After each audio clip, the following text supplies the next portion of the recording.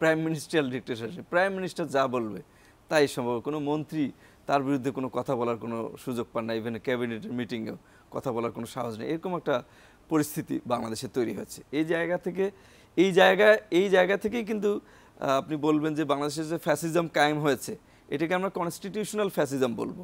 মানে এই অবস্থায় নিয়ে আসার জন্য এই কনস্টিটিউশনও কিন্তু দায়ী।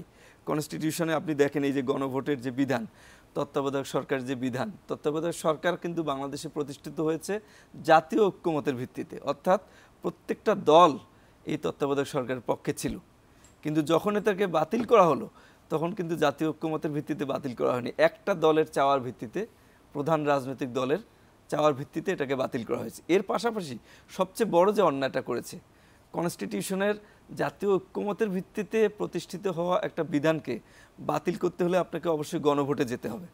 আপনি গণভোটে না গিয়ে গণভোটের বিধানটা বাতিল করা হয়েছে সংবিধান থেকে।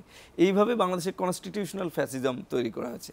এখন চেকস অ্যান্ড ব্যালেন্সের যে কথাটা বললেন, চেকস অ্যান্ড ব্যালেন্সের কথাটা একটা রাজনৈতিক দলের মুখ থেকে আসা, একটা রাজনৈতিক দলের শীর্ষ নেতৃবৃন্দের মধ্য থেকে লিখিতভাবে এই প্রস্তাবটা আসা, এটি বাংলাদেশের জন্য খুবই, এই পরিস্থিতিতে খুবই আশাব্যঞ্জক একটা বিষয় হিসেবে আমি দেখি বাংলাদেশের এই সংকটময় মুহূর্তে।